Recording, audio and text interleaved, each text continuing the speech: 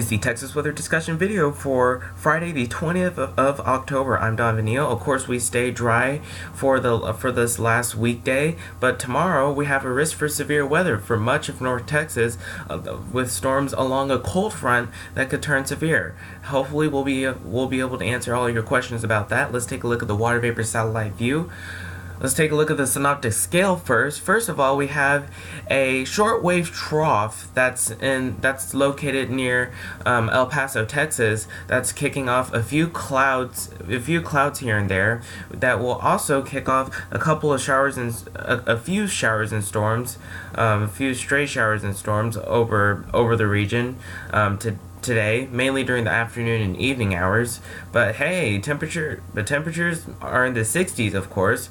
Arlington 60, DFW 64, much warmer than recent days.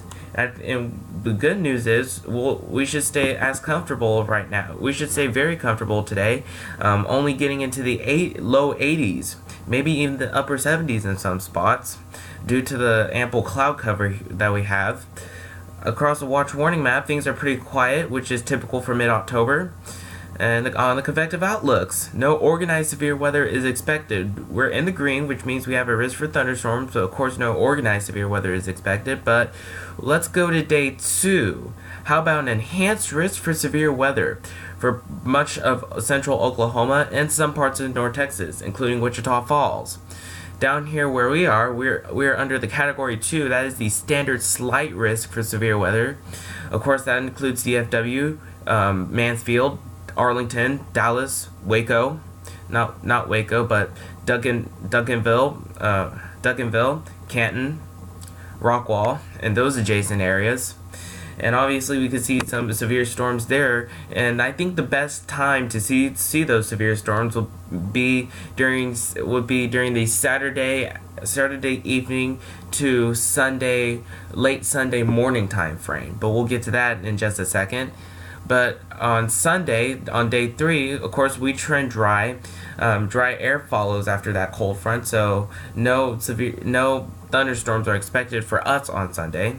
Now, this is the average rainfall amounts for the next 7 days. This is valid through Friday of next week, and rain amounts are starting to come up on this map. This is showing upwards of at least 2.5 inches of rain for some parts of North Texas. Of course, your rain amounts can vary, but I think we should experience some rain totals starting today, and starting mainly today and going through Sunday. And I think that's the most likely time frame of numerous showers and storms here. But again, your rain amounts can vary, but generally speaking, upwards of 2 inches of rain is possible for much of the region for DFW and North Central Texas. Out in the tropics, quiet as a mouse. No new tropical storms expected during the next 48 hours or really the next week. So let's go to the modeling here. This is the GFS, the 06Z run, valid today at 1 o'clock. And of course, we have a new trough emerging from the northwest. We have a shortwave trough that's just to the west of us, that's beating down the ridge, and down here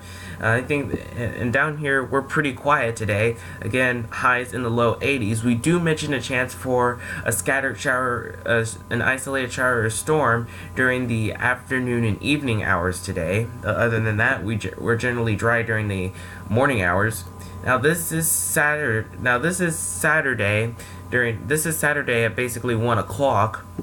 During basically midday. We stay dry during midday on Saturday, but let's go to Sunday past midnight. This is valid at 1 a.m. on Sunday, and you can obviously see that squall line coming through along the cold front that's basically coming through. This is the high-res NAM at the same time, and as you can see the squall line that's coming through the area, basically moving to the east-northeast, if I were to verify. And understand that the radar won't exactly look like this, okay? There's basically a lot of discrepancies with the timing and placement of this thing, but generally speaking, generally speaking, we should experience the squall line basically during the overnight hours on Saturday and past midnight on Sunday. Here's the surface-based CAPE values at the same time, and this is showing upwards of about 2,000 to perhaps even 3,000 joules per kilogram in some spots, in north central Texas, and of course that's obviously enough to kick off a couple of severe storms, a few severe storms that could produce some damaging winds and large hail. And let's check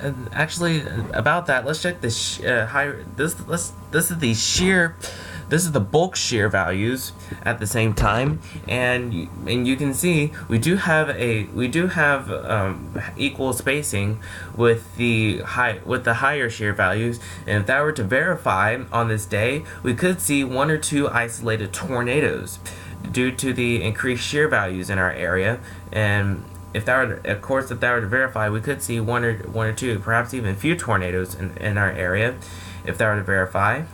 And this is the supercell composite. This is peaking out near a 7. This is peaking out near a 9 in our area in north central Texas, and that's of course with the squall line coming through. And understand that this doesn't reflect actual conditions. Okay, this is still more than 24 hours out. So this is just an idea of what we could see during past Sunday after midnight. Now this is the observed sounding from the same area. Of course, we do have a little bit of shear here, veering at the wind with altitude. Of course, we have a little bit of instability and most unstable CAPE, 2,000 joules per kilogram. Of course, we have a little bit of shear, of course, in the 24 areas. Of course, in the 20 area, and the possible hazard type lists as a possible tornado risk due to the turning here and this sounding right here. And significant tornado parameter peaks out near 2. So the bottom line is, with the squall line coming through, we could obviously see damaging winds and large hail. That just always comes with squall lines. But we could see 1 or 2 isolated tornadoes with any discrete cells that form along or ahead of the squall line. We could even see 1 or 2 brief spin-ups in the squall line itself. So the bottom line is, just make sure you have a way to receive warnings, and you have a way to receive warnings, and you can go to your safe spot quickly if a tornado warning, if any type of warning is issued for your area. So just keep a close eye on the forecast. So this is Sunday afternoon at 1 o'clock. Obviously, the rain clears from our area, and we're basically behind the cold front. And behind the cold front, we should be back in full fall weather with highs in the low 70s. Same thing. This is Monday of next week. Same thing. Mostly sunny, highs in the mid 70s, and the same thing on Tuesday. Let's go out to Wednesday.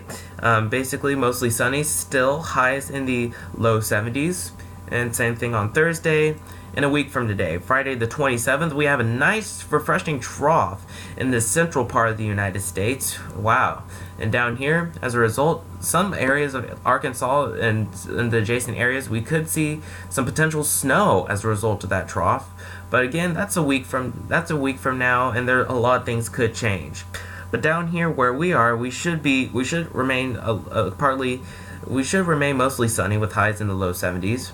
This is the end of the forecast period on Sunday the 29th, near the end of October. And basically highs are about where they should be, and down here things look pretty dry. Numbers for the next 10 days. After the cold front comes through, we should say goodbye to 80-degree weather for a while now, and of course will be refreshing for this time of the year. Yeah, that should be refreshing for this time of the year. But evidenced by Wednesday, October 25th, we could be in the 40s once again for lows, and of course that would be refreshing if that were to verify. That's it for the Texas weather discussion video for today. I'll have more notes in the blog. My next video here will be at around 7 a.m. Monday morning. And if you can, catch your local TV stations on the air at 4, 5, 6, and 10 o'clock. Thanks for watching. Make it a great day. Have a great weekend, and Godspeed.